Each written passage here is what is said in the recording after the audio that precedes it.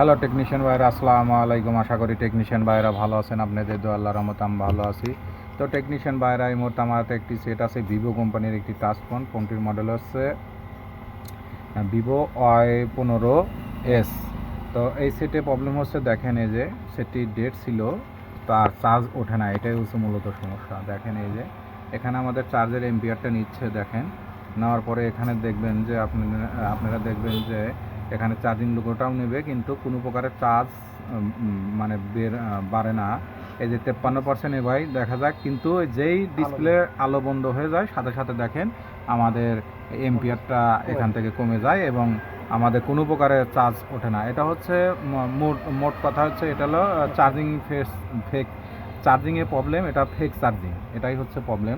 তো charging line টাইন সব কিছুই পায়, কিন্তু চার্জটা ওঠে না, এটাই হচ্ছে মূলত সমস্যা।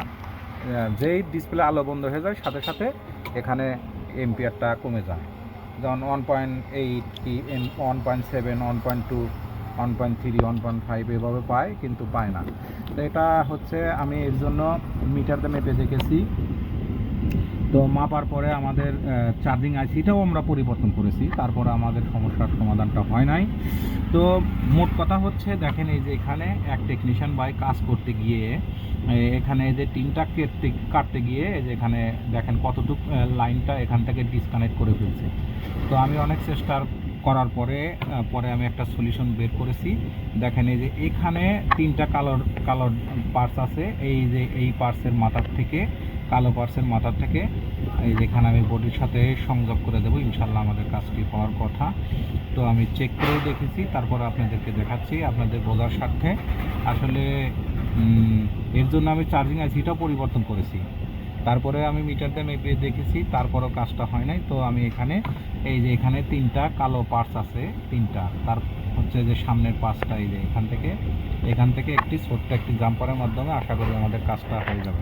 আসলে এই সেটটার গ্রাউন্ড লাইনটা এখান থেকে ডিসকানেক্ট হয়ে গেছে। দেখেন এই যে লাইনটা কেটে গেছে, মানে এই যে নীল বডিটা কেটে গেছে, এই জন্য এখানে গ্রাউন্ড লাইনটা পাচ্ছে না, এই জন্য এই সমস্যাটা। তো এর জন্য আইসি পর্যন্ত পরিবর্তন করেছি, আমাদের কাজটা হয় নাই। তো আমি এখানে একটু জাম্পার করলাম, দেখা যাক। জাম্পার করার পরে এখন আমি চেক করে দেখব। শুধু খালি এখান থেকে এই পার্সের মাথার থেকে আমি যেখানে লাইনটা দিয়ে দিয়েছি, ইনশাল্লাহ আমাদের কাজটি হওয়ার কথা।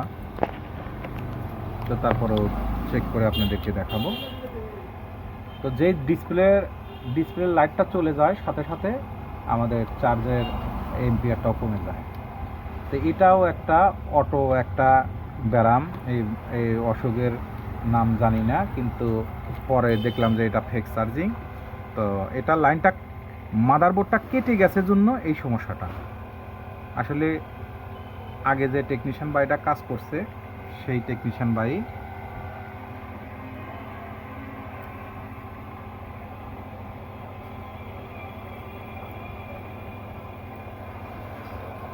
আলহামদুলিল্লাহ, দেখেন এই যে চার্জের লাইনটা পাইছে। দেখা যাক এখন কি হয়। আশা করি আমাদের দেখব যে, তো আমাদের এম্পিয়ারটা যেহেতু, আলহামদুলিল্লাহ দেখেন এই যে আমাদের এখন ডিসপ্লে, দেখেন এই যে আমাদের এম্পিয়ারটা 1.6, দেখেন 1.6, দেখেন এই যে আমাদের আলোটা নিভে গেছে। তারপরেও দেখেন আসলে এটা ওই মাদারবোর্ডটা কেটে যাওয়ার কারণে, যে টেকনিশিয়ান ভাই বোঝে নাই, মানে ওই পিনটা কাটার সময় মাদারবোর্ডটা কেটে ফেলছে, মানে উঠে গেছে, পরবর্তী তার খেয়াল নাই। তো অনেক কষ্টের মাঝে আমি প্রায় 3-4 ঘন্টা মেপে তারপর হচ্ছে চার্জিং আইসি চেঞ্জ করে, তারপরেও কাজটা হয় নাই। পরে যে আমি কাজটা জাম্পারের মাধ্যমে করলাম ইনশাল্লাহ। তাহলে আইসি পরিবর্তন করলেও কাম হয় না।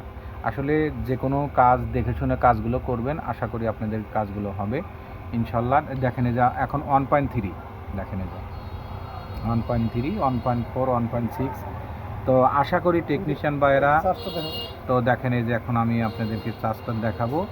এই যে এখানে মাদারবোর্ডে একটু আমি এখানে, তো আপনারা দেখে শুনে কাজগুলো করবেন। দেখেন এই যে আমাদের চার্জটা উঠতেছে, দেখেন এখন আমাদের এখানে আর এম্পিয়ারটা ছেড়ে দিচ্ছে না। তো মূলত যখনই ডিসপ্লে আলোটা চলে যাবে তখনই এখানে এম্পিয়ারটা ছেড়ে দেয়। তো এখন আমাদের এম্পিয়ারটা ছাড়ে নাই, 1.3 চার্জ উঠতেছে। দেখেন আপনাদেরকে 1% আমরা চার্জটা তুলে দেখাচ্ছি। তা আসলেই যে কোনো সময় মাদারবোর্ডে কাজ করতে গেলে লাইন ডিসকানেক্ট হলে এটা বুঝতে হয়, বুঝে শুনে কাজ করলে অবশ্যই কাজগুলো সাকসেস হয়। আসলে এগুলা বোঝাও যায় না যে আসলে কোন জায়গা থেকে লাইনটা ছিঁড়ে গেছে, গেছে। তো আপনারা তো ভিডিওতে দেখলেন যে কতখানি লাইনটা উঠে গেছে। তারপরে ইনশাল্লাহ আমি সর্বোচ্চ চেষ্টা করে আমি কাজটা করলাম। তো আমি 1% চার্জ উঠলে আপনাদেরকে দেখাচ্ছি। 53% আমরা চার্জ দিয়েছি। অবশ্যই আমাদের চার্জটা উঠবে, কারণ যেহেতু আমাদের এম্পিয়ারটা ঠিক মতো নিচ্ছে। তো এখন আমাদের 53%, অসুবিধা নাই, সমস্যা নেই।